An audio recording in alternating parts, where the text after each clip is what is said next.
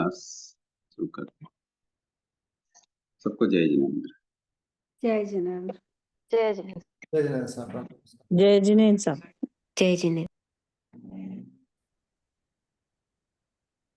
जय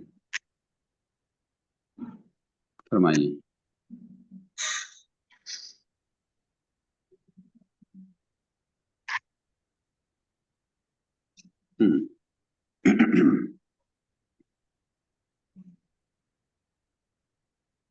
बोलिए, किसी को कोई प्रश्न करना है तो जरूर करिए।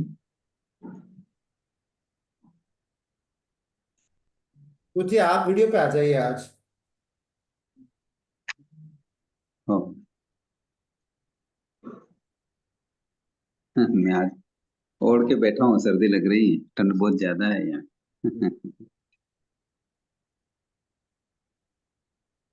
आप कहाँ विराज रहे हैं साहब? घर पे ही हूँ, और कहाँ।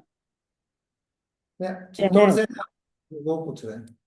हाँ, चित्तौड़ चित्तौड़।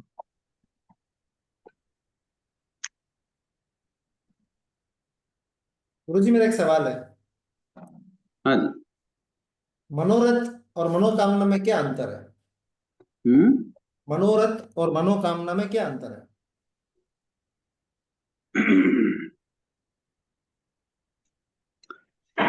तो ये तो एक शाब्दिक अर्थ देखें तो अलग बात है।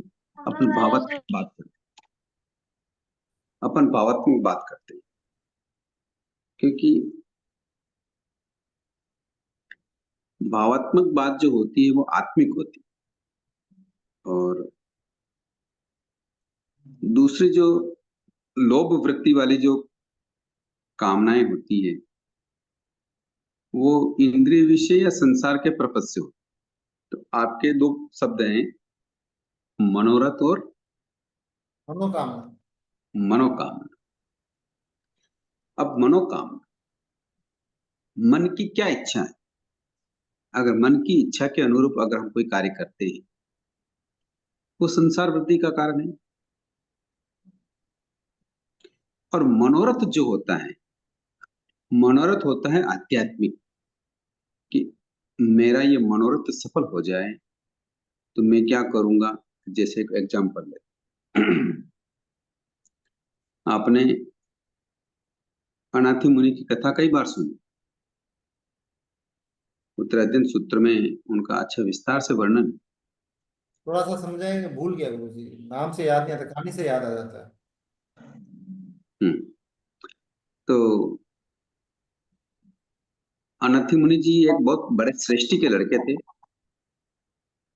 और श्रेष्ठी भी कोई नामधारी श्रेष्ठी नहीं, मतलब उनके संस्कार, उनके पास रिद्धि समृद्धि, उनके आचार विचार बड़े धार्मिक थे, पैसे कौड़ से भी कोई कमी नहीं थी।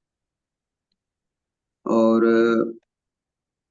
श्रेष्ठी, हम आगम के प्रश्न पर जो श्रेष्ठी शब्द का प्रयोग होता है वो श्रेष्ठी शब्द का प्रयोग इसलिए करते हैं कि उनकी जो वाणी है, वाणी कह दें या उनके जो शब्द हैं या उन्होंने जो कह दिया है, उनकी आज्ञा का कोई उल्लंघन नहीं करते, आदर करते हैं, इसलिए भी वो श्रेष्ठी कहलाती। वैसे से ही कोई श्रेष्ठी हो ऐसा नहीं है।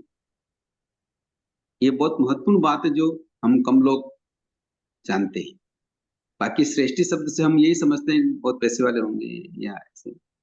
तो आज जो पैसे वाले हैं उनकी आज्ञा का अनादर भी हो जाता है, तो वो पैसे से तो श्रेष्ठी हैं, किंतु आदर सत्कार या उनकी बात को कोई टाले नहीं, ऐसा सम्मान से वो श्रेष्ठी है या नहीं, ये अलग विषय। तो अनाथि मुनि के जो पिताजी थे वो बड़े श्रेष्ठी कुल के थे, बहुत ऊंचे कुल के थे, उनका हर जगह आदर सम्मान होता था, उनकी बात को कोई टाल नहीं सकता, क्योंकि ऐसे ही संस्कार थे। तो एक दिन, संक्षिप्त में बात खत्म करते हैं, एक दिन अनाथी जो थे उनको ज्वर हो गया, बुखार आ गई, और बुखार भी बहुत तेज थी, मस्तिष्क ज्वर हो गया या और भी गहरा कोई रोग हो गया। अब उनके पैसे की कमी नहीं, एक डॉक्टर बुलाए 10 हाजिर, पत्नी बिल्कुल पतिव्रता सदनारी, पति की पीड़ा बिल्कुल देख नहीं सकती, उसके पांव के किनारे खड़ी है, प्रभु का स्मरण कर रहे हैं कि मेरे पति ठीक हो जाए। पिताजी माताजी सभी उनके लिए क्या है, लाइन लगा के खड़े, एक डॉक्टर नहीं 10 डॉक्टर की लाइन खड़ी, किंतु उनके सिर का दर्द ठीक नहीं, बढ़ता ही गया। और कई समय बीत गया, कई दिन बीत गए, यूं समझ लो, वो ठीक नहीं हुए। एक रात्रि उन्होंने आत्म जागरणा कर। आत्म जागरणा भी कैसे होती वो मैं बताऊंगा, ये आध्यात्मिक शब्द है। उन्होंने चिंतन किया, मनोरथ किया। क्या आप जब आप मनोरथ शब्द पूछ रहे हैं ना, तो मनोरथ हाँ। शब्द का अर्थ है कि उन्होंने मनोरथ किया कि प्रभु, कि अगर ये मेरा रोग ठीक हो जाए तो मैं सुबह अनगार धर्म अंगीकार करूं, संयम अंगीकार करूं। मुझे अब संसार में मैंने सब देख लिया है, कर्मों के कष्टों को भोगे बिना छुटकारा नहीं। कम से कम मैं इस रोग के अगर ठीक हो जाता हूं तो मैं कल सुबह क्या करूंगा, प्रभु की शरणों में जाऊं। इसे कहते हैं मनोज भैया मनोरथ। संसार से बाहर निकल के आध्यात्मिक आत्मा का कल्याण करना, कोई भी संकल्प हो उसको मनोरथ कहते हैं। इसको मनोरथ कहते ठीक। यहीं से एकत्व भावना आई थी अनाथि मुनि के, यहीं से। हैं। हाँ, वो तो एकत्व भावना भाई थी उन्होंने। गुरु जी, मनोरथ 3 है अपने। हम्म। साधु के कितने मनोरथ है? साधु के भी 3 ही मनोरथ हैं। तीसरा 5। मनोरथ साधु के और श्रावक के। साधु के भी 3 ही मनोरथ हैं। 5 सुना गुरु जी। नहीं नहीं, 5 कैसे? अभी उनका तो आरंभ तो कुछ रहता नहीं है। हम्म। तो तो सहयोग किसी का लेना नहीं करके वो भी एक ऐसा मनोरथ मैंने सुना है। एक हम्म। संत ने बताया था मुझे कि हमारे 5 होते हैं, उसमें से एक मनोरथ होता है कि हम किसी का सहयोग ना लेंगे, ऐसे कुछ बताया था मुझे, इतना एग्जैक्टली याद नहीं है। हम्म। क्यों एक डिफरेंस है? मनोरथ तो एक मनोरथ तो होता है उनको, मैं एकल एकल विहारी प्रतिमा धारण करूं। हाँ हाँ, एकल विहारी। ये एकल बताया, विहारी प्रतिमा। ये चीज समझ नहीं आई थी, इसके लिए आपको पूछना था क्या? कि एकल विहारी अलाउड नहीं है, और एकल विहारी का मनोरथ भी करते हैं उसके अंदर। और नहीं, उस एकल विहारी प्रतिमा धारण करने का मनोरथ तो ये है कि मैं ऐसा संठान वाला बनूं, ऐसा जन्म जन्म लूं, मुझे उसी शरीर से क्या होना है, मोक्ष जाना है। तो उसके लिए मैं ऐसा संकल्प करूं कि मैं एकल विहारी प्रतिमा धारण। एकल विहारी प्रतिमा धारण करना इतना आसान नहीं है, उसके लिए कई कठोर नियम। तो इतनी कठोर साधना गुरु की आज्ञा के बिना नहीं हो सकती, और वज्र ऋषभ नारद सनन के बिना नहीं हो सकती। तो ये मुनियों का एक मनोरथ होता है कि मैं कब ऐसा वज्र ऋषभ नारद सनन वाला बनूंगा, या ऐसा एकल प्रतिमा धारण करके ऐसे कठोर नियमों का पालन करूंगा कि मैं उसी जन्म में क्या हो जाऊं, सिद्ध बुद्ध मुक्त हो जाऊं। तो ये एक मनोरथ। मेरा एक क्वेश्चन है कि ये व्रज ऋषभ नाराज ये क्या है, क्या किसके लिए यूज आता है ये? नहीं नहीं, यूज नहीं, ये एक अपने हड्डियों की संरचना का एक तरीका है। इस श्रेष्ठ हड्डियों की संरचना होती है। ये कभी बोर्ड पे दिखाएंगे आपको, जैसे एग्जांपल के हिसाब से बताऊं, जैसे ये ऐसा है, 2 हाथ है ना, ये ऐसे बन गए। आप इस हाथ को देख रहे हैं। हम्म। अब इसके ऊपर एक कील ठोक दी जाए, तो दोनों हम्म। हाथों में एक कील ठोक दी जाए, हम्म। और उसके ऊपर फिर पट्टा बांध दिया जाए। अच्छा। समझ रहे? तो हमने हमारी जो जॉइंट हड्डियां हैं इस तरीके की होती है, तो वो वज्र ऋषभ नारद सनन कहलाती है। ये आज किस हमारी समय, हड्डी के। हाँ जी। किस आरे में है ये ब्रज ऋषभ नाराज सहनन? अभी है अपने छठे आरे में ये? अभी नहीं, अभी तो केवल हड्डियां ऐसी हाँ। है, ऐसी बस, ठीक है। तो हड्डियों की संरचना जैसे जितनी मजबूत होगी, अनुप्रेक्षा उतनी ही तगड़ी होगी। बिना सहनन के मजबूती के हम गहरी अनुप्रेक्षा नहीं कर सकते। समझ रहे हैं ना? इसीलिए इसीलिए गस्सु कुमार मुनि घर से निकले, दीक्षा ली, हैं, और माँ प्राण साधना के लिए प्रतिमा धारण कर ली, शमशान में चले गए। और कितनी गहरी अनुप्रेक्षा और संभाव की उनकी गहरे उतरे कि उसी जन्म में क्या चलेंगे, उसी शरीर से क्या चलेंगे, उसी दिन मोक्ष चलेंगे। तो जितना गहरा मजबूत संठान होता है, उसी शरीर से इसकी साधना की जा सकती है। हम सोचते हैं कि भाई हम अभी तो युवा हैं, अभी बचपना है, और फिर हमारा समय आएगा तब हम साधना करेंगे। उस समय कुछ नहीं कर सकते, क्योंकि शरीर साथ नहीं देता। और जब शरीर साथ नहीं देता तो ऐसी अनुप्रेक्षा नहीं बनती, और अनुप्रेक्षा नहीं चलती तो कर्मों की निर्जा नहीं होती।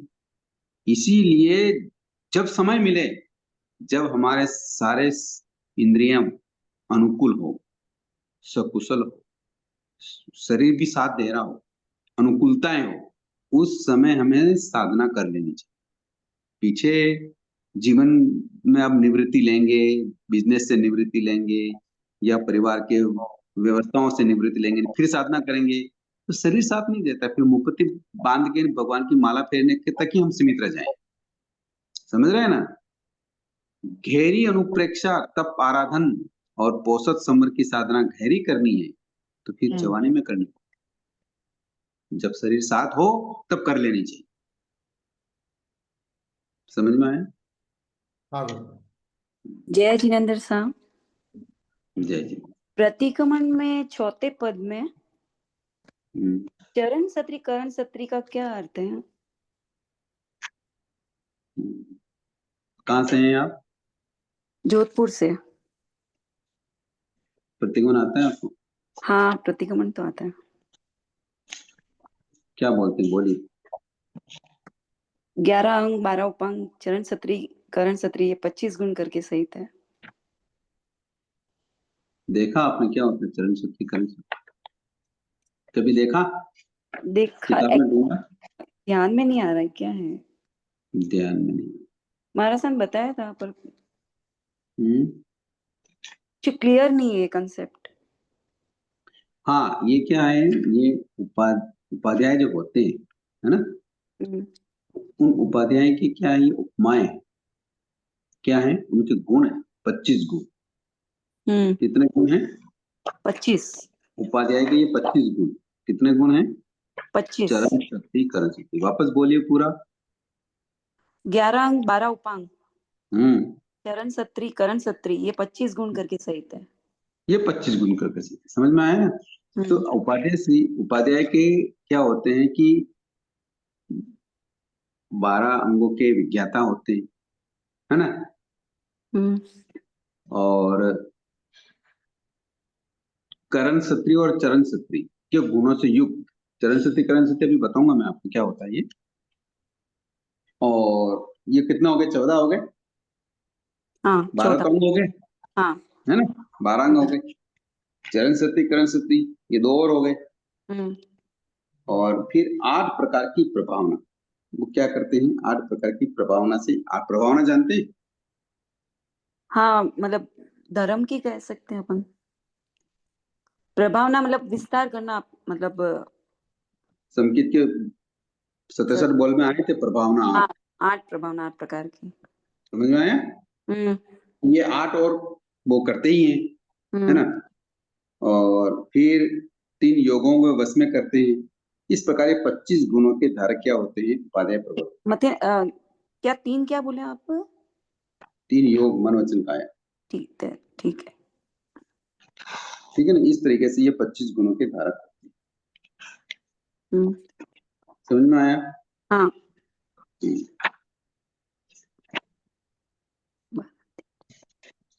जी, करण, हाँ बोलिए। अपना 3 मनोरथ है। सामान्य तो दीक्षा लेने वाला दूसरा विषय है, दूसरा मनोरथ है। दीक्षा लेने के पहले आलोचना करना, वो तो बात सही है। और आलोचना करके क्यों अलग से एक मनोरथ नहीं रखा गया, अंतिम समय में आलोचना करूं? दीक्षा लेने के पहले तो आलोचना करते ही हैं। अब समझिए के बाद में भी दोष तो लगते ही हैं, छोटे मोटे लगते ही होंगे। तो अंतिम समय में आलोचना का विषय क्यों नहीं रखा? क्योंकि मैंने जब स्वाध्याय की तब मुझे ये समझ में आया कि बिना आलोचना संतारा लिया हुआ भी इतना महत्वपूर्ण, मतलब ज्यादा महत्वपूर्ण होता है अगर दोनों के साथ किया जाता है तो। आलोचना, सलेखना, संतारा एक क्रम जैसे मेरे को पढ़ने में जैसे आता है, समझ आया जो बोल रहा हूँ। बिल्कुल, संतारा करने से पहले आलोचना और सलेखना होनी चाहिए। बट कहीं पे भी आलोचना का सलेखना संतारा बोलते थे अपन। नहीं, सलेखना, संतारा सलेखना करने से पहले आलोचना का, उसमें जो विधि है ना संतारा लेने की, हम्म। उसमें विधि में आएगा। अच्छा, उसके विधि के अंदर है। हाँ, उसकी विधि में आएगा आलोचना करना। अच्छा अच्छा अच्छा। हम्म। गुरुजी एक महत्वपूर्ण सवाल में मैं इसको अभी तक पकड़ नहीं पाया एक चीज को। जैसे हम्म। अपने इंद्र विषयों के अंदर कोई भी चीज है वो उपशम हो जाता है और कुछ छह होता है। वापस बताइए। इंद्रियों के कोई भी विषय के अंदर आज अपन सोचते हैं कि अपन इसका त्याग करते हैं, हम्म। और त्याग करते हैं, लेकिन वो मेरे देखने में आया कि या तो वो उपशम हो जाता है बाद में वापस उदय में आता है, या फिर क्षय होता है। तो क्षय तो समझ में आता है, लेकिन ये क्षय कैसे करना चाहिए उपशम वाला विषय?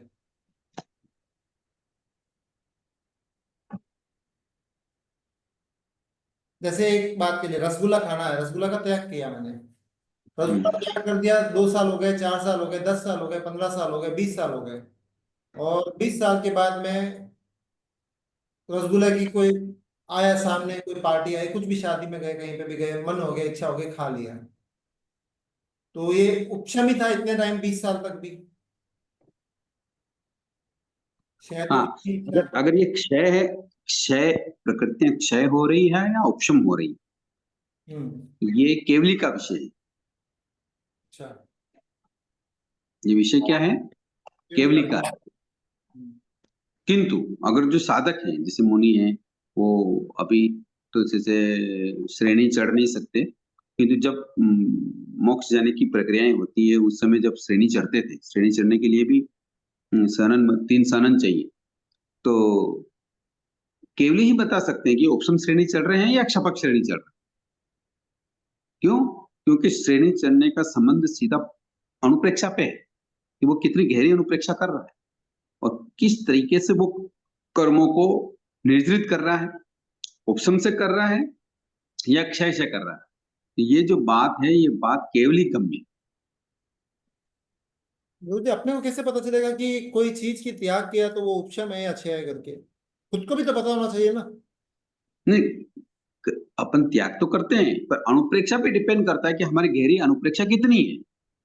यूं तो हम क्या अभी क्षोभशम में ही रहते हैं, कुछ प्रकृति क्षय हो जाती है, कुछ उपशम हो जाती है, क्षय भी होती है, ऐसा बात थोड़ी क्षय नहीं होती, क्योंकि कटान कम्मन मौका आती, कर्मों की निर्जा होती, क्षय होती है, ये किंतु वो कैसे पता निर्जा, निर्जा का मतलब होता है आंशिक क्षय। आंशिक क्षय क्यों बोलते हैं? वापस नहीं आता इसके लिए? वापस आ नहीं, कर्म बंद हो रहे हैं, बार बार हो रहे हैं, इसलिए इसलिए निर्जा का प्रकृति के आंशिक रूप से कर्मों का अलग हो जाना, वो क्या है? निर्जरा है। आंशिक क्यों बताया? क्योंकि कर्मों का बंध वापस हो रहा है, इसलिए कर्मों का बंध संपूर्ण रूप से अधिक हो क्षय नहीं रहा हुआ, है। इसलिए उसको बोलते हैं निर्जरा। वो ठीक है गुरुजी, लेकिन अपने को कोई चीज दृढ़ संकल्प से क्षय करना तो क्या करना चाहिए? अनुप्रेक्षा गहरी होनी चाहिए, श्रद्धा भावना बहुत गहरी होनी चाहिए। मैं अपनी क्लास जब से शुरू हुई, अपनी 1.5 साल हो गया है, मैं एक ही बात बार बार समझाता हूँ कि किसी भी व्रत प्रत्याख्यान के साथ, किसी भी धर्म आराधना के साथ अगर भावात्मक जुड़ेंगे तभी कर्मों की निर्जा होगी। निर्जा का मतलब या तो हम उपशम में आएंगे या क्षोपशम में या क्षय में जाएंगे, या दोनों में भी जा सकते हैं, उपशम में भी जा सकते हैं।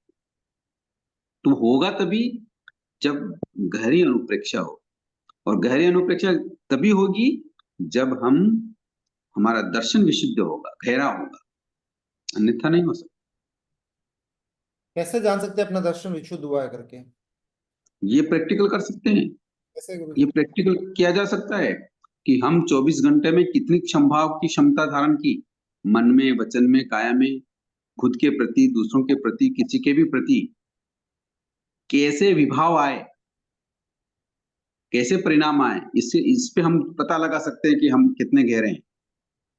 कभी कोई दिन और अगर गहरी गहरी गहरी श्रद्धा रहती है, गहरा दर्शन रहता है, तो आत्मा में एक अलग ही आनंद की अनुभूति होती है, बहुत अच्छी अनुभूति होती है। उस आनंद की व्याख्या भी नहीं किया जा सकती, इतनी गहरी अनुभूति होती है आनंद की।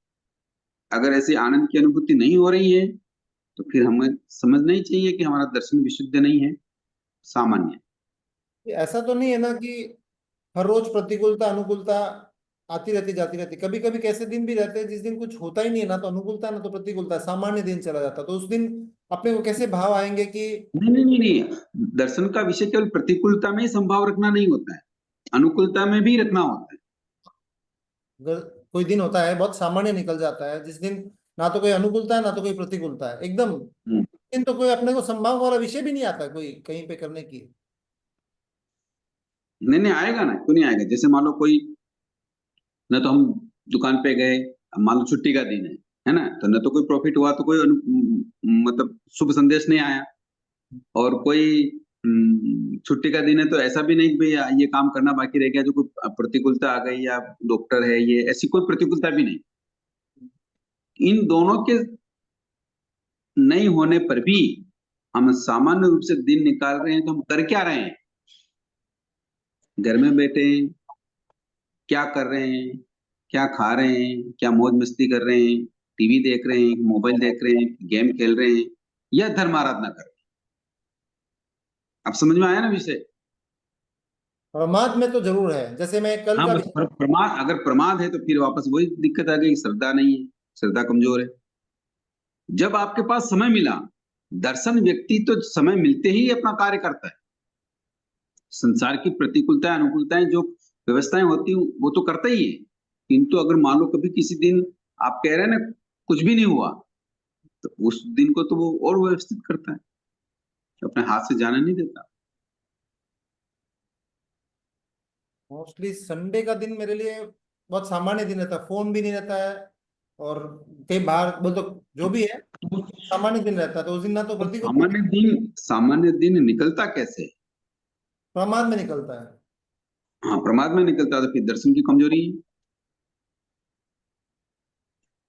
दर्शन की कमजोरी। सम्यक दर्शन अगर गहरा है, तो सम्यक दर्शी व्यक्ति अवसर लाभ उठाता है, और अवसर नहीं होता तो अवसर बनाता है कि हम इसमें अवसर कैसे ढूंढें, इसमें कैसे हम अपने कर्मों की निर्जा कर लें या धर्म की आराधना कर लें, ऐसे अवसर ढूंढता है। चुपचाप नहीं बैठा, भाई आज कुछ काम नहीं तो आराम से बैठ जाओ, ऐसा नहीं। दर्शन की कमजोरी से ऐसा हो। ठीक है, ध्यान करूंगा इसके ऊपर। गुरुजी, संतारा बड़ा है या दीक्षा बड़ा है? संथारे का मतलब क्या हुआ? संथारे का मतलब क्या हुआ? 3 कर्म 3 योग से, मन से, वचन से, काया से, करूं नहीं, कराऊं नहीं, अनुमोदू नहीं, है ना। किसी भी तरह के आरंभ, झूठ, चोरी, मैथुन, परिग्रह और काशायिक परिणाम, राग, द्वेष या 18 तरह के पाप, किसी भी तरह से मैं इनका क्या नहीं करूं, इनका सबका त्याग करता हूं। ओके, बराबर है।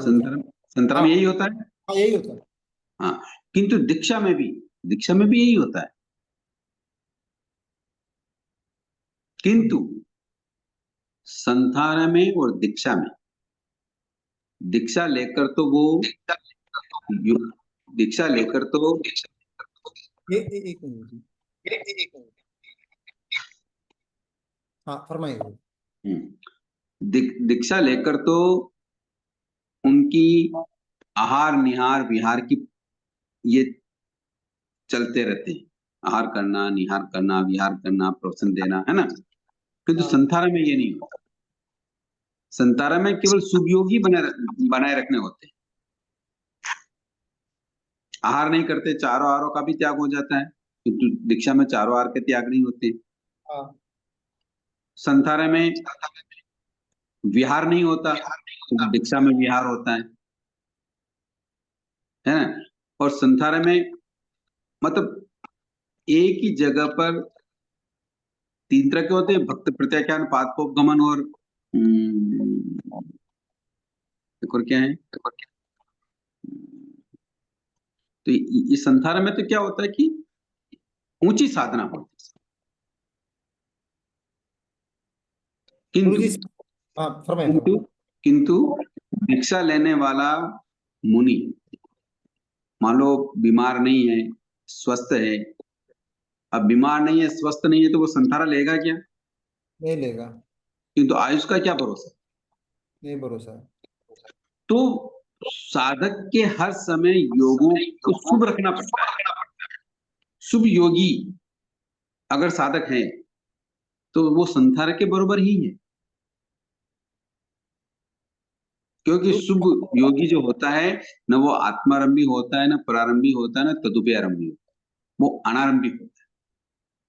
जैसे सुनक्षत्र अनगार, सर्वानुभूति अनगार, नाम सुने आपने? नहीं नहीं गुरुजी, ये याद। भगवान भगवान के जब गोसालक के उपसर्ग आए, गोसालक ने भगवान के ऊपर तेजोलेशा छोड़ी, उस समय ये मुनि गोसालक को समझाने आए कि यार भगवान कितने उपकारी हैं, क्यों करते हो। तो वो तेजोलेशा उन दोनों मुनियों पे छोड़ दी।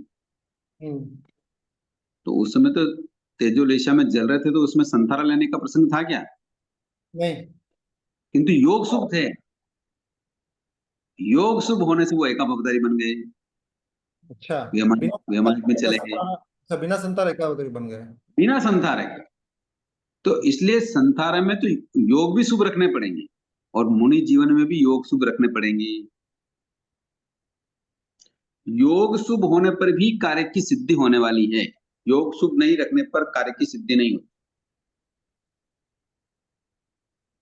गुरुजी संतारा और दीक्षा दोनों सेम होते हैं, वो तो एक समान पाठ का विषय है या ऊपर नीचे है? पद अलग का विषय है, चारों पद संथारा में चारों आहार का त्याग भी कर देते हैं, दीक्षा में नहीं करते। और दीक्षा में तो जैसी परिस्थिति होती है, जैसी भगवान की आज्ञा होती है, वैसा आचरण भी करना पड़ता है। आहार विहार निहार प्रवचन स्वाध्याय प्रतिलेखन, ये सारी चीजें, ध्यान, है ना, ये सारी चीजें होती है, क्योंकि वो कर्म निर्जा के लिए। और संथारा में क्या, अब शरीर साथ नहीं दे रहा है। अब जब ये शरीर असंयम की ओर बढ़ रहा है ना, शरीर असंयम की ओर बढ़ने का मतलब समझ गए ना। तो शरीर साथ नहीं देगा तो हिरिया समिति का पालन कैसे करेंगे, है ना। हाँ। तो ये सारी चीजें जब शरीर साथ नहीं देता है, तब संथारा की प्रक्रिया शुरू होती हम्म। है। ये फर्क है संथारा और दीक्षा में। गुरुजी एक दो बार मैंने देखा है, किसी को कैंसर हो गया है, चेत अवस्था है उनकी, अच्छी से चेत अवस्था है, और वो दीक्षा लेते हैं। दीक्षा लेने के बाद 2-4 दिन 5 दिन 10 दिन महीना 2 महीने के बाद संतारा लेते हैं। लेकिन सेवा तो करनी पड़ती है क्योंकि कैंसर पेशेंट है, और उनको पता चल जाता है कि अभी नहीं भाई, अपने को धर्म आराधना के अंदर जाना है, लीन होना है। बट पब्लिक इस चीज को एक्सेप्ट नहीं करती है। चेत अवस्था में लिया दीक्षा उन्होंने, चेत अवस्था में उन्होंने संतारा लिया, और चेत अवस्था में उन्होंने संतारा पालन भी किया। लेकिन कैंसर पेशेंट है, उसकी सेवा तो होगी, वो तो मांगते ही हैं, ऑटोमेटिकली होती है, उल्टी हो जाती है, जो भी होते हैं उनके। ये सही है, ये मान्यता बहुत बताओ, इसका बहुत बड़ा विरोध कुछ हुआ है तो मुझे ध्यान में आया, तो मैं लोग आपको पूछने की इच्छा हुई। मतलब कोई कोई व्यक्ति है जिसको कैंसर था और उन्होंने दीक्षा ले ली, ऐसा कह रहे हैं? हाँ, चला के आके दीक्षा ली, और भी उन्होंने तेला किया, और बोला कि भाई अब दीक्षा दोगे तो मैं आगे निकलूंगा, ऐसा नहीं तो मैं तो आगे चोला पच का तो पंचर, जबरदस्ती करके वो बैठ गए स्थानक के अंदर। और श्रावक थे, अच्छे श्रावक थे। सही किया उन्होंने। बट सेवा तो थोड़ी बहुत तो मांगते ही हैं शरीर के हिसाब नहीं तो से। सेवा तो मुनि करेंगे ना, जो जिनके पास दीक्षा ले रहे हैं, उनकी अगर हाँ सहमति है, उनकी आज्ञा है, तो वो करेंगे ना सेवा, इसमें क्या दिक्कत। हाँ बराबर है, लेकिन सामाजिक दृष्टि से नहीं, हर कोई नहीं, कुछ लोगों ने ये बोला कि ऐसा क्या जरूरी है, फिर संत को इतनी सेवा करनी पड़ती है, ऐसे वैसे तो बहुत। उनकी भी निर्जरा हो रही है ना, सेवा करनी पड़ती थी क्या? मुनि तो सेवा के लिए ही होता है। अगर अगर संथारा वाला भाई तप करके संथारा लेके बैठ गया, अब उसको खाना पीना तो कुछ है ही नहीं ना, वो तो पहले 1-2 महीना केवल तो, इसके शुभ योग बनाए रखने के लिए मुनि का सहयोग है। गुरु जी 1-2 महीना तो उन्होंने, या 10-15 दिन, जितना भी उन्होंने नॉर्मल तो निकाला ही है, नॉर्मल दीक्षा तो निकाली है। बाद में उनको पता चल गया कि अभी और भी शरीर खराब हो रहा है, तो उन्होंने परमानेंट संतारा ले लिया बाद में फिर। हाँ, ऐसा ही होता है। संतान की प्रक्रिया भी यही है कि पहले उपवास करते हैं, पहले तेविहार करते हैं, फिर चौविहार करते हैं, फिर आगे बढ़ते हैं, फिर बढ़ते बढ़ते लगता है तो फिर वो परिपूर्ण संतारा ले लेते हैं। तो वो तो प्रक्रिया तो वही है, और उन्होंने भी प्रक्रिया सही पालन किया। जैसे अभी मान लो ठीक है, वो तो पहले ही पता लग गया कि कैंसर है, और फिर बाद में दीक्षा ली और मुनियों ने सेवा की। किंतु ऐसे मुनि भी थे जिनको बाद में मुनि दीक्षा लेने के बाद पता लगा कि उनको कैंसर है, मस्तिष्क में कैंसर है। हम्म। और उन्होंने तो जैसे ये एक फर्स्ट बार में ये पता लगा कि ये मस्तिष्क में कैंसर है, उसके बाद उन्होंने तो इलाज ही नहीं करवाया। मेरे को कोई इलाज नहीं करवाना, कोई आरंभिक की प्रक्रिया नहीं करनी, और फिर धीरे धीरे पहले उपवास करते थे, पारना करते थे, फिर बेला करते थे, पारना करते थे, तेला करते थे, ऐसा कर करके आगे बढ़ के बस उन्होंने फिर तपस्या कर ली, मास कमन कर लिया, और शायद 34-35 में फिर उन्होंने संसारा पचक लिया, देवलोक हो गए। ये तो प्रक्रिया है हमारी। भाई सर, लेकिन अगर कोई एकदम मरणासन स्थिति में जाकर के दीक्षा लेके संथारा पचकते हैं तो वो, नहीं नहीं, मरणासन स्थिति क्या? कौन सी कभी कभी मरणासन? होता है ना, जैसे अब डॉक्टर्स बोल देते हैं अब ज्यादा समय नहीं है हाँ, पर है ना। अगर और उस हाँ, अगर अगर वो साधक संधारा लेता है स्वेच्छा से, इच्छा पूर्वक, और मुनियों का सहयोग हो जाता है, तो इससे बेटर और क्या? भगवान ने तो पश्चाती वे पाया, 10वें वाले सूत्र में फरमाया कि पिछली उम्र में भी अगर आप संयम का स्पर्श कर जाओगे हम्म, तो भी कल्याण हो सकता है।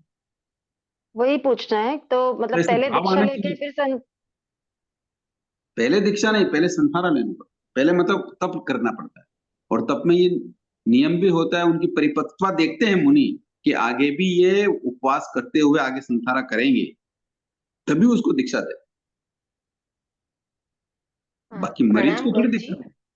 हमारे यहाँ पे जय जिनेन्द्र सर, सूरत, हम्म, इधर सूरत में ज्ञानगंज वाले एक भाई जी थे, तो उन्होंने मतलब उनकी तबीयत ठीक नहीं थी, तो उन्होंने संतारा बचका, वो और तो देवलोक हो गए ना। 4-5 दिन संतारा चला, फिर मतलब 4-5 दिन हुए, फिर बाद में उन्होंने दीक्षा संतारा में ही दीक्षा ले ली। तो हम्म मतलब सत्याजी वगैरह थे, 4-5-6 सत्याजी थे, उनकी सेवा कर रहे थे, और 1 महीना, बराबर 1 महीना उनका संतारा चला, फिर देवलोक हो गया। तो अच्छी बात है, ऐसा। इसमें क्या? हाँ। तो नहीं, उनकी तबीयत थोड़ी भाई ठीक सर, होने लगी, तबीयत बाद में थोड़ी संतारा लिए, बाद में तबीयत ठीक होने लगी, बोले अभी तो तबीयत ठीक है, ठीक है। अरे आप देखो, लोग क्या चर्चा करते हैं उसको नहीं समझना। आप लोग बैठ के चर्चा करते हैं, हम लोग बैठ के चर्चा करते हैं, वैसा नहीं चलता। आयुष पूर्ण हो रहा है उनका। हम्म भाई प्रणाम सर, गुरु जैसे जी। अभी ये स्थिति पड़ गई कि जैसे अभी इन्होंने बताया, अगर कोई जेंट्स हैं और सतिया जी हैं तो क्या दीक्षा हो सकती है? नहीं नहीं, ऐसा नहीं, सेवा फिर करने अंत वाला चाहिए, समय में, ऐसा हाँ नहीं नहीं तो होता। सेवा फिर, करने वाला चाहिए। नहीं तो अंत समय में जैसे अगर दीक्षा लेनी है और कोई अकेला है, जहाँ संत हो गए वहीं नहीं, लेंगे ऐसे फिर। ऐसे श्रावक भी हैं, ऐसे श्रावक भी हैं जिनको पता लगा कि अब मेरी शारीरिक की स्थिति सही नहीं है, और हम्म, अब मुझे, भले वो बीमार नहीं थे, अब उनकी स्थिति ऐसी नहीं थी, डॉक्टर भी कहते थे कि नहीं, अब आपकी अनुकूलता नहीं है, बिल्कुल आप बेड रेस्ट कीजिए, आराम कीजिए, आप आपको वो बिल्कुल ठीक नहीं है, आपका हार्ट कमजोर हो गया है, अब इतना परसेंट से ज्यादा काम नहीं कर रहा है, और कई तरह की बातें पहले डॉक्टर बताते हैं। ऐसे श्रावक भी हैं जो गुरुओं के पास आ गए, जहाँ गुरु चौमासा कर रहे हैं, या उनके गुरु के आदेश से जो स्थिरवास कर रहे हैं, जो संत हैं उनके पास आगे गुरु की आज्ञा से, और वहां हम्म, श्रावक पने में उन्होंने उपवास चालू किए, पारने चालू किए, बेले चालू किए, तेले चालू किए, फिर 15 किए, मास मन किए, फिर दीक्षा ले ली, संथारा ले लिया, और देवलोक हो गए। ऐसे श्रावक भी हैं। नहीं, अगर स्थिति ऐसी है कि कोई साधु नहीं है, ज्यादा समय भी नहीं है और सामने वाले का मन है दीक्षा लेने का, तो क्या हो सकता है? नहीं हो सकता, ऐसे नहीं नहीं हो सकता ना? नहीं होगी दीक्षा। जी, वही समझ रही हूँ। चौथे वाले और हमारे पांचवें वाले में difference है ना कोई फिर? सेवा नहीं करता ना दूसरा दीक्षा लेने के बाद में। देखो, प्रश्न हो तो कीजिए, ओपिनियन मत लो। गुरुजी, पहले तो स्व दीक्षा तो होती थी ना, अभी स्व दीक्षा क्यों अलाउड नहीं है? नहीं, पहले स्व दीक्षा होती थी तो वो कैसी होती थी बताओ? मुझे नहीं पता, आप बताइए। जैसे नमिराज ऋषि की बात करते हैं, जिनको बोलते हैं स्वयं बुद्ध, जिनको क्या बोलते हैं? स्वयं बुद्ध। तो ऐसे तो वो सनन वाले होते थे, वज्र ऋषभ नारद सनन वाले। ऐसे नहीं होती। आगम के पृष्ठ पर जो बातें हैं वो सब अलग अलग समय की व्याख्याएं हैं। तो वो जो हैं वो स्वयं बुद्ध कहलाते थे, इसलिए वो पहले दीक्षा लेते थे, खुद ही दीक्षा ले लेते, फिर वो स्त्रीगुरुओं के पास या मुनियों के पास चले जाते, अकेले नहीं। गुरुजी एक प्रश्न है कि जैसे अभी ये बता रहे हैं कि कैंसर में जैसे एक शाविका थी, उनका 13 दिन तक संथारा चला और सीज गया था 13 दिन बाद, लेकिन उनको 10 उपवास के बाद 11 उपवास और बहुत धार्मिक थी वो, जयपुर की बात बता रही हूँ मैं आपको। तो उनको मतलब अब स्वतः दिखने लग गया था कि मैं दूसरे देवलोक में जाऊंगी या मेरे को देव लेने आ रहे हैं। क्या ऐसा कुछ होता है वास्तव में? कि मतलब उनको दिखने लग जाता है कि देवलोक से आ रहे हैं, मुझे लेने आ रहे हैं, मैं उस देवलोक में जाऊंगी, मेरा ऐसा होगा, ऐसा क्या दिखता है इस पंचमहारे में ऐसा? मुझे तो कम लगता है, ऐसी संभावनाएं कम है। बहुत अहोभाव से उनका संथारा सीजा और कोई उस बात समय नहीं, कितना अंतिम ही क्षणों तक और में उनके पास उनके ज्ञान गज की सतियां खुद आ गई थी उनके घर पे, और उनको बराबर निरंतर उनको मिलता रहा मांगलिक वगैरह सब कुछ, और बहुत सुना उनको, बहुत सुनाया उनको धर्म उपदेश वगैरह जो भी उनको मेरी श्रवण बात करना सुनो था। ना, मेरी बात सुनो ना, मैं कह रहा हूँ ऐसी संभावनाएं कम है। कुछ परसेंट में बातें है कई सुने, मतलब। देखो संसार में बातें कई चलती है। हम्म। तो ऐसा है ना, पंचमारी में ऐसा कुछ होता नहीं है मेरे हिसाब से, तो ये ना। मैंने केवल संभावना का व्यक्त हम्म किया, ऐसी संभावना कम होती है ग्रस्त के लिए। हाँ, कोई ऊंचा साधक हो तो हम्म ऐसी बात करता भी नहीं। अगर ऊंचे साधक होते हैं ना तो इन हम्म। बातों को राज ही रखते हैं, प्रकट नहीं करते। समझ में आया? अच्छा। हम्म। भाई साहब, तो देव लेने आते भी तो नहीं ना? हाँ, मैं इसीलिए तो कह रहा हूँ कि ऐसी बातें संभवतः कम है, इसलिए मैंने उनको मना कर दिया ना, ऐसा होता नहीं है। कोई देव जी। थोड़ी आता है। यूं कोई देव मिलने आते हैं वो अलग विषय हो गया, कहने का मतलब ये। पर ऐसा हाँ, कभी वो कोई हो रहा होता है तो जो ऊंचे साधक होते हैं इसकी चर्चा करते नहीं। नहीं थे तो बहुत ऊंचे साधक ही थे वो गुरुजी, लेकिन एग्जैक्टली हम नहीं वो मतलब कुछ कह सकते, और आप जो बता रहे हैं तो सही फरमा रहे हैं, तो वो सही होगा।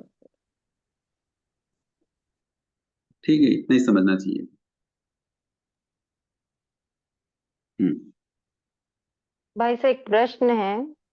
प्रतिक्रमण अपन करते हैं तो क्या पचकान का कुछ काल ऐसा निश्चित होता है कि इतनी देर में पचकान हो जाना चाहिए? हाँ देखो, आचार्यों ने प्रतिक्रमण के लिए एक विधि विधान बनाया है कि जैसे हम्म। सामयिक होती है तो वैसे प्रतिक्रमण भी हमारा 48 मिनट में होना चाहिए। भाई किंतु साहब अब जैसे अपन, हाँ फरमाइए आप।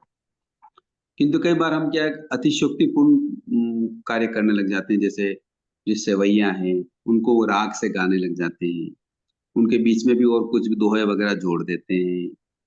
और चार पांच जैसे ये अनंत चौबीसी वगैरह जो दोहे होते हैं उनके साथ भी पांच सात हम्म और जोड़ देते हैं। वंदना जो आती है इसमें 5 पदों में, वो भी हम राग से हम्म बोलने, राग से करने लग जाते हैं। तो ये व्यवस्थाओं को हम्म। अगर थोड़ी ठीक कर लिया जाए तो 48 मिनट में आराम से प्रतिक्रमण हो जाए। तो भाई साहब, लेकिन जैसे अगर अपन सोचते हैं, अपन प्रतिक्रमण करते हैं आलोचना के लिए, जो हम्म। दिन भर में पाप किए गए उसकी आलोचना, तो वो सोचने का अवसर तो बचता ही नहीं। हम होता है, सोचने का अवसर पहला है। स्थूल। नहीं नहीं, ऐसा अवसर चलता है, क्यों नहीं सोचता है। अपन यूं तो सोचने के लिए तो पहले स्थूल में बैठ जाओ कि हमने कहाँ कहाँ हिंसा की, तो फिर कैसे चलेगा? कहाँ झूठ बोले, कहाँ चोरी करी, तो यूं ऐसे वो बैठने से नहीं होता है। ये हाँ, वही समझना है इसको भाई तो साहब, वो कैसे करें? कंटिन्यूटी में, हाँ कंटिन्यूटी में अपन को उसको चितारते रहना पड़ता है। इसीलिए अगर आपको प्रतिगमन आता है, जैसे मान लो 15-20 जने हैं और उसमें से 4-5 जनों को प्रतिगमन आता है, तो जिनको आता है उनको पर्सनली ही प्रतिगमन करना चाहिए, वो झुंड के साथ प्रतिगमन नहीं करना होता है। हाँ, ये भी मेरा प्रश्न था एक, कि जो किंतु सामूहिक प्रतिक्रमण सबको करवाते हैं। सामूहिक प्रतिगमन तो इसलिए करा रहे हैं, दूसरों को आता नहीं है। और मोस्टली क्या होता है, प्रतिगमन तो चलता रहता है, वो इधर उधर देखते रहते हैं, कौन आ रहा है, कौन जा रहा है, कौन क्या कर रहा है, ऐसे होता है ना, हम्म या और कहीं भी मन चला जाता है। तो ठीक है, उनके प्रतिगमन हो रहा है कि नहीं हो रहा है, तो एक व्यवस्थाएं हैं समाज की या संघ की भी, कम से कम उनका कभी न कभी तो उनका मन लग जाए, प्रतिगमन की आलोचना में उनका ध्यान आ जाए। किंतु जिनको प्रतिगमन आता है उनको तो खुद ही प्रतिगमन करना चाहिए। तो फिर जब आता है तो पाठ भी जल्दी बोले जा सकते हैं और उनका मीनिंग भी, और जीवन को भी देखा जा सकता है, पर डे का भी हमने कैसे कैसे क्या क्या किया।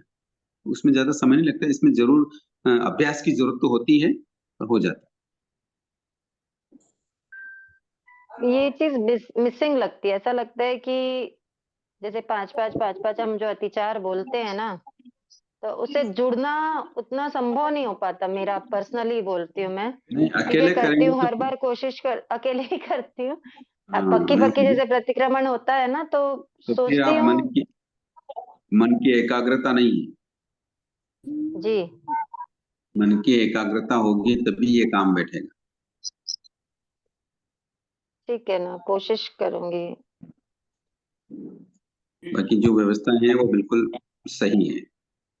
नहीं, टाइम से तो हो जाता है, टाइम के पहले ही हो जाता है होने को तो।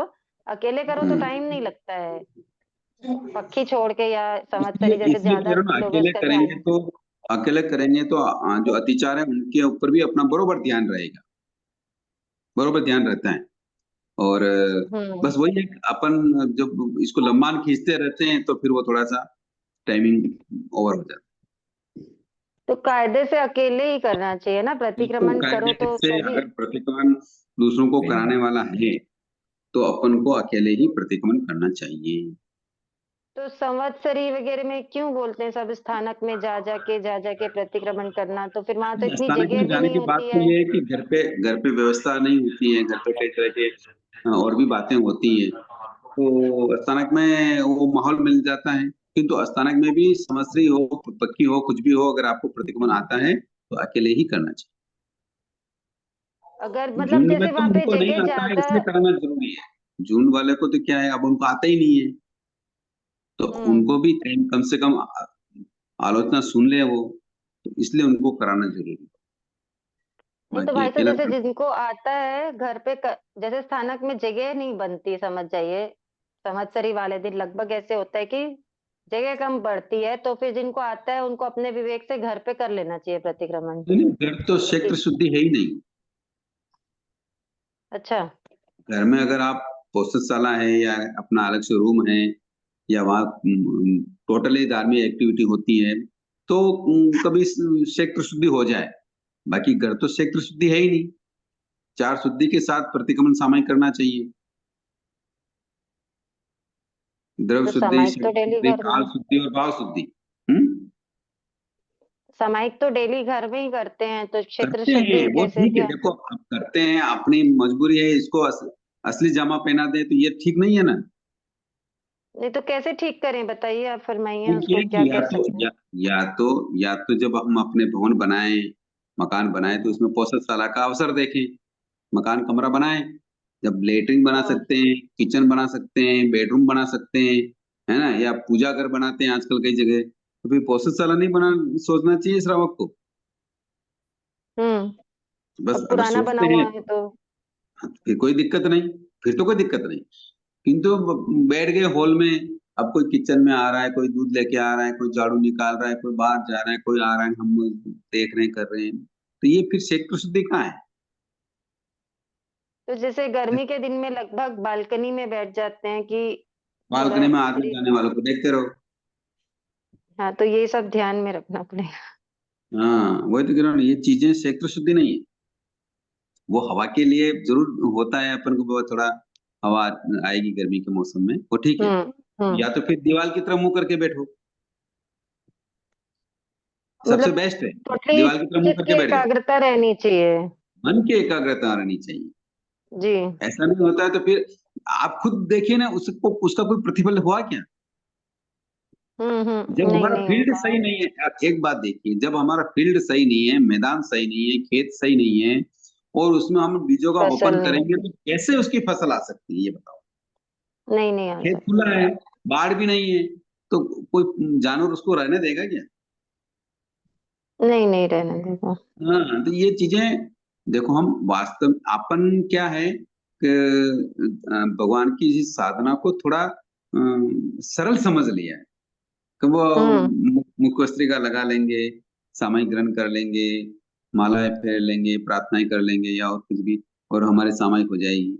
अरे भगवान कह रहे हैं कि अगर 90 बार तो सामयिक का स्पर्श ही नहीं होता है, मतलब 90 बार हम्म तो मोक्ष चले जाता है जीव, अगर समय का स्पर्श कर ले, स्पर्श। एक बार समय का स्पर्श हम्म कर ले तो हम्म 90 बार से तो उल्लंघन होता ही नहीं है। हम्म और हमने कितनी बार समय कर ली? गिनती नहीं है। हाँ, तो वही तो कह रहा हूँ ना, वो समय ठीक नहीं हो रही ना। हमने कितनी बार, ये हम्म अपने श्रावक की समय छोड़ो, हम्म साधुओं की समय कितनी बार ली?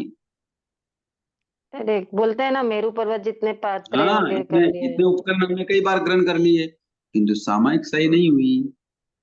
क्यों नहीं हुई? स्पर्श कि अपने नहीं उसको, किया समय। हाँ, स्पर्श नहीं की सामयिक, धारण जरूर किया पर स्पर्श नहीं हुआ। वेश धारण किया, द्रव्य से सामयिक करी, हम्म एक बार भी अगर हमारा आत्मिक स्पर्श सामयिक से हो जाए तो फिर कैसे होगा दूसरा भाई भाव, साहब? या दूसरा भाव, या तीसरा भाव, या चौथा भाव, या पांचवा भाव, या छठा भाव, या सातवां भाव, या आठवां भाव, 90 बार स्पर्श करते ही तो हम कहाँ चले जाएंगे? मोक्ष हो जाएंगे। तो ऐसा हो नहीं रहा है। स्पर्श कैसे होगा? आत्मिक भावों क्या से होनी चाहिए। पुरुषार्थ करें?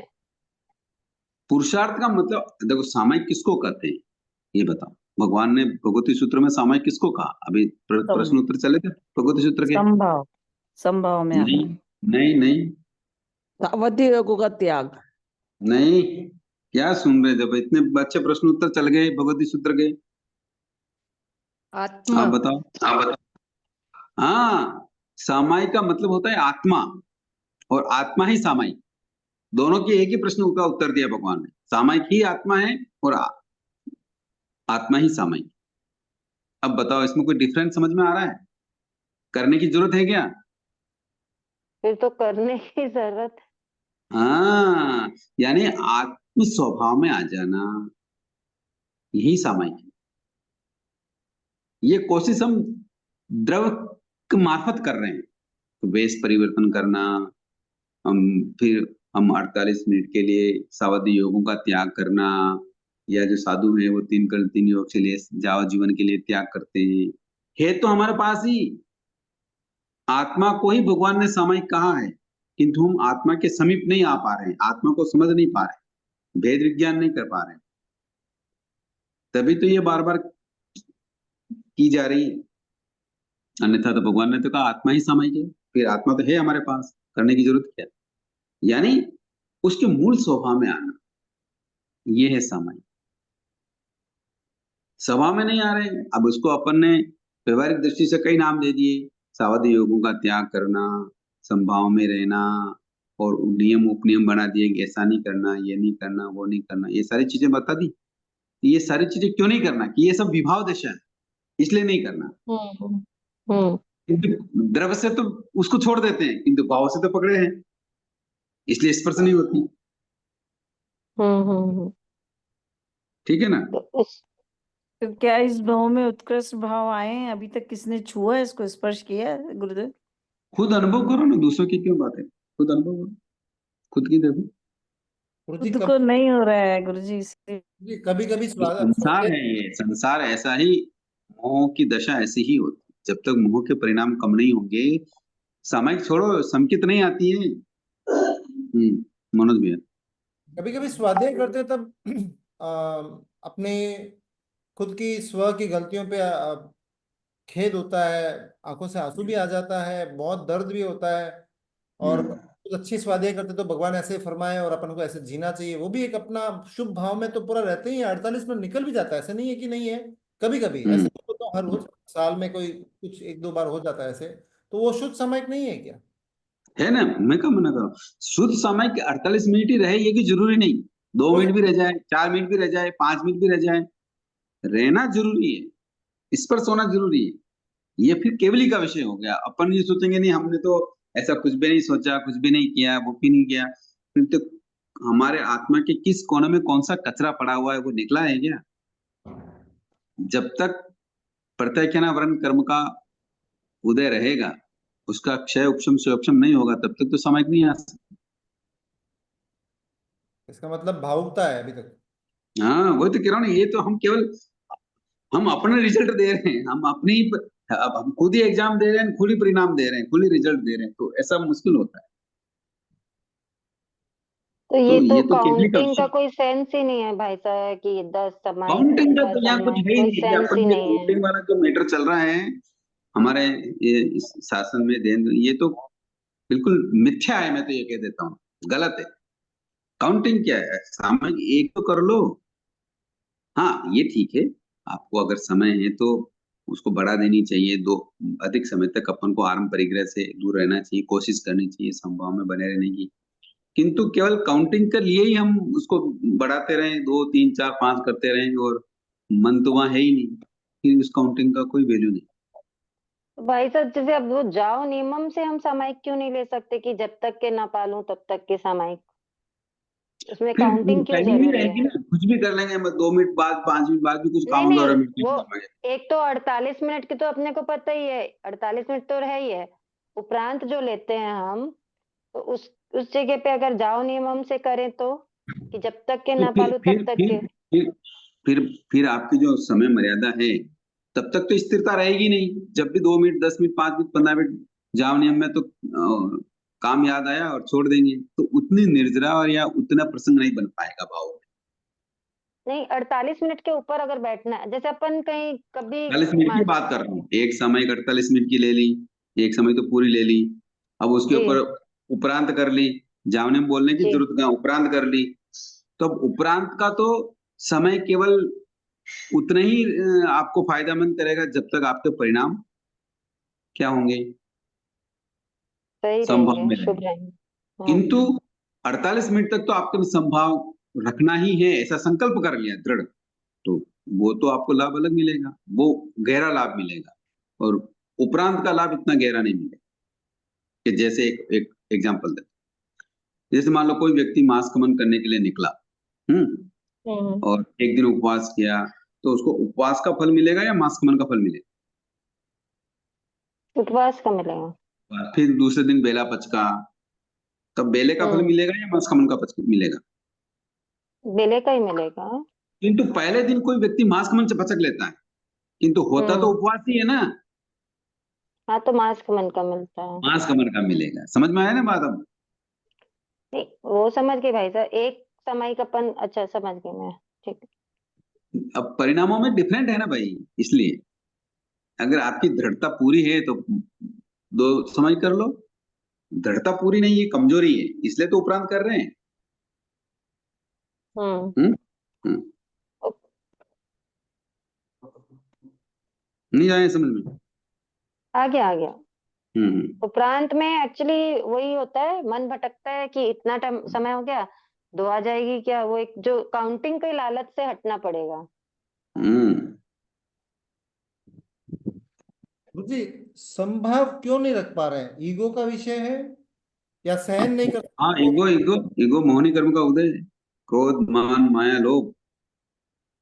तो एक केंद्र तो संभाव सहन कर ही रहा है।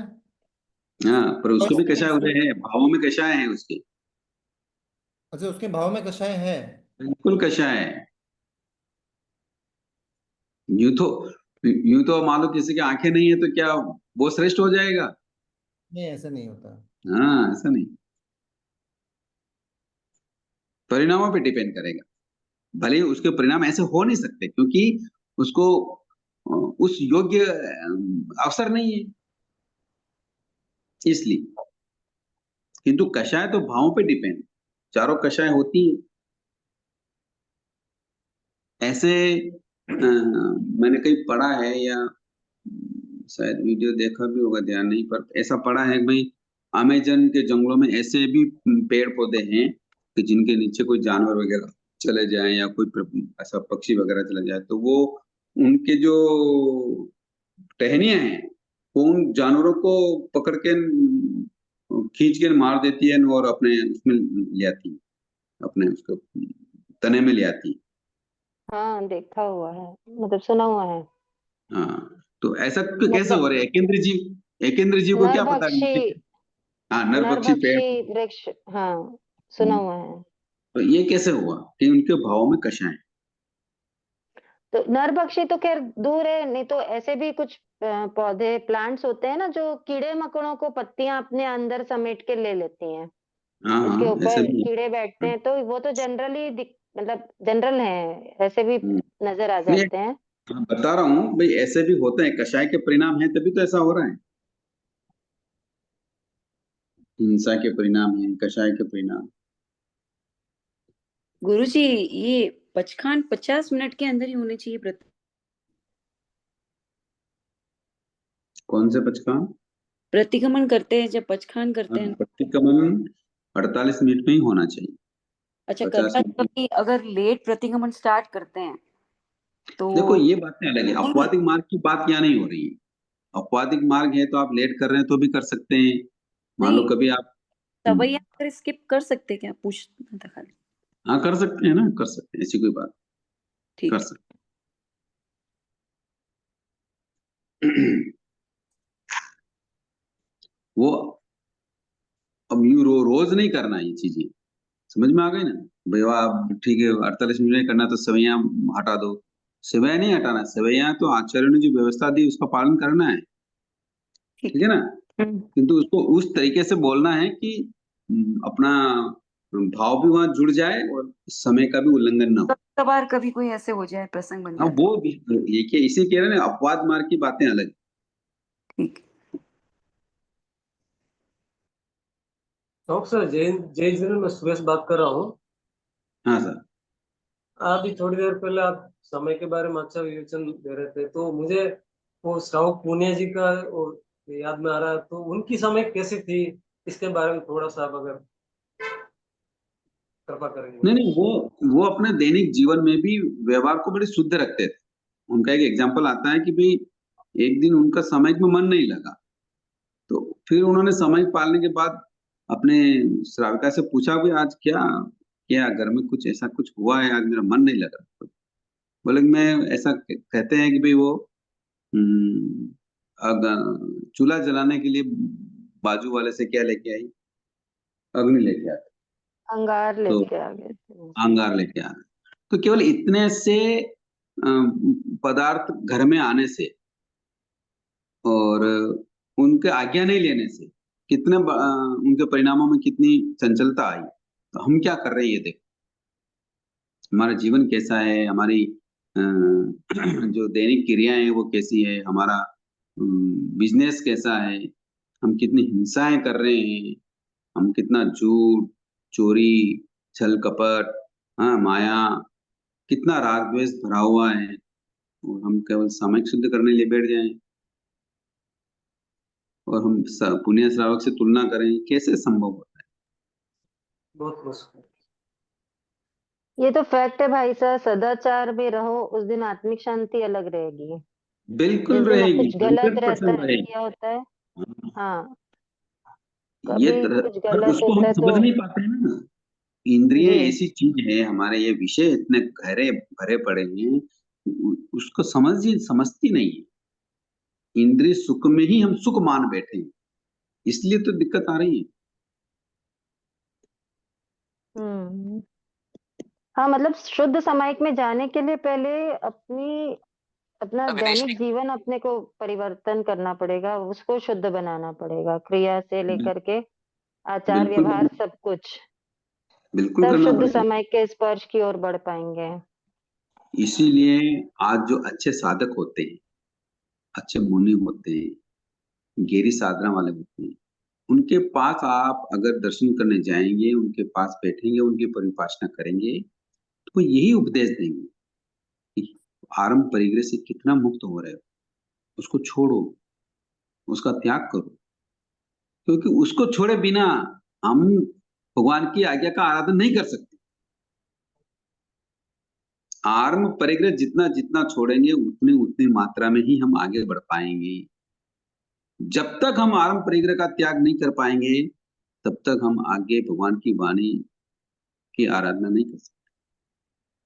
ये हमारे यहाँ पहला पहला ही पॉइंट है कि जितना जितना हम आरंभ परिग्रह का त्याग करेंगे, उतनी ही हमारी साधना हो, उससे ज्यादा नहीं हो सकती। पर समाज में आरंभ रहना परिग्रह तो होगा छोड़े नहीं, और आरंभ परिग्रह तो छोड़े नहीं, और हम कहेंगे हमारे कर्मों की निद्रा हो जाए, कर्मों का क्षय हो जाए, या इतना यूं, तो होगा नहीं ना, हो नहीं सकता।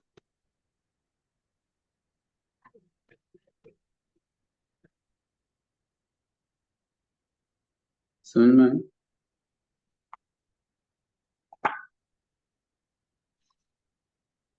गुरुजी आप बताइए, अभी समाज को एक्सेप्ट करना है या अपनी आत्मा को एक्सेप्ट करना है, इतने कंफ्यूज देखो, आगम के प्रश्नों पर कई समाज नहीं आया, धर्म आराधना की बातें आई। समाज में ऐसा है, ऐसा सोचेंगे, ऐसा करेंगे, ऐसा कहीं नहीं आया। बट कहते हैं ना गृहस्थ धर्म भी है करके। ग्रस्त धर्म नहीं बताया भगवान ने, आगार धर्म बताया। ग्रस्त धर्म होते ही नहीं।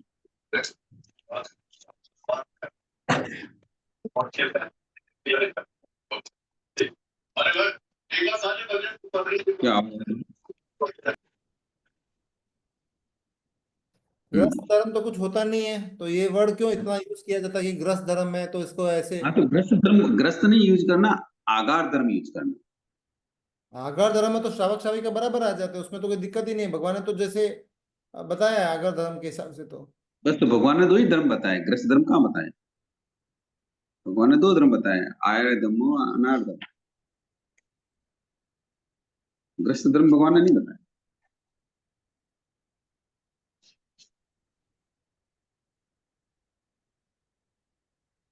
तो ये छद्मस्त जो आते हैं, ये किस में आते हैं गुरुजी?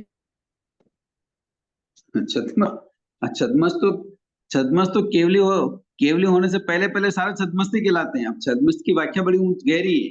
एक यूं समझ में आया ना, छद्मस्त यूं कहना चाहिए कि जो ज्ञानी है, जो साधक है, उनको पूरा केवल ज्ञान नहीं है, इसलिए वो छद्मस्त कहलाते हैं। किंतु ज्ञानी तो है ही, अज्ञानी को हम छद्मस्त नहीं कहते। समझ में आया?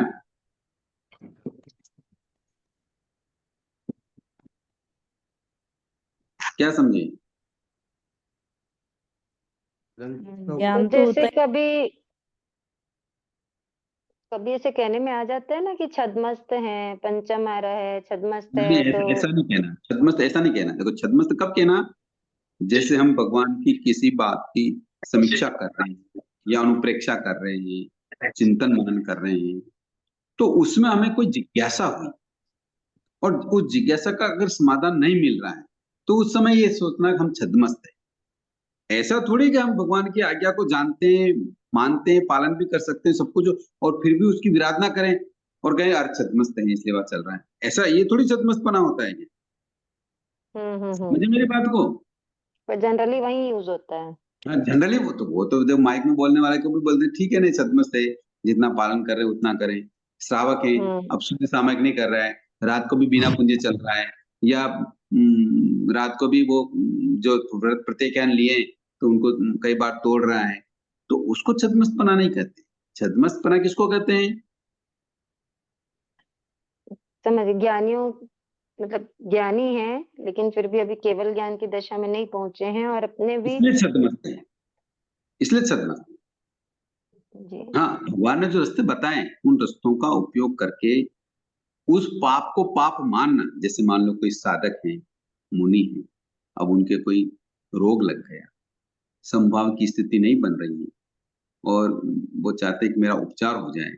अब जब उनका उपचार हो रहा है तो वो उसको सावध्य माने और फिर उसकी ठीक होने के बाद उसकी आलोचना प्रतिगमन करें और गुरुदेव जो भी आलोचना प्रायश्चित दें उसको सहर्ष बिना ननुनच के उसको स्वीकार करें और उस प्रायश्चित को उतारने का प्रयत्न करें, क्योंकि वो पाप माना उसको, है ना। ये छद्मस्तपना है। किंतु छद्मस्तपना ये नहीं कि हम आहार में, विहार में, निहार में, गोत्री में, समिति गुप्ती में कोई उपयोग न लगाएं और हर जगह ये कहेंगे छद्मस्तपना है।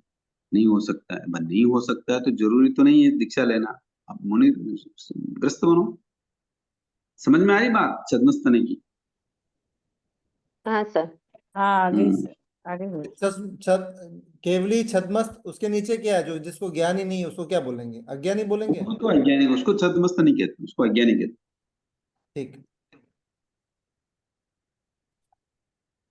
ये चीजें बड़ी गहरी हैं। तो ये 10-10 हो गई है, कल लेते हैं बाकी का। ओह ठीक है सर, बहुत बहुत धन्यवाद। सबको आपका बहुत बहुत बहुत जय। बहुत आभार सर। आभार जय गुरु, धन्यवाद। जय जिनेंद्र, धन्यवाद सर।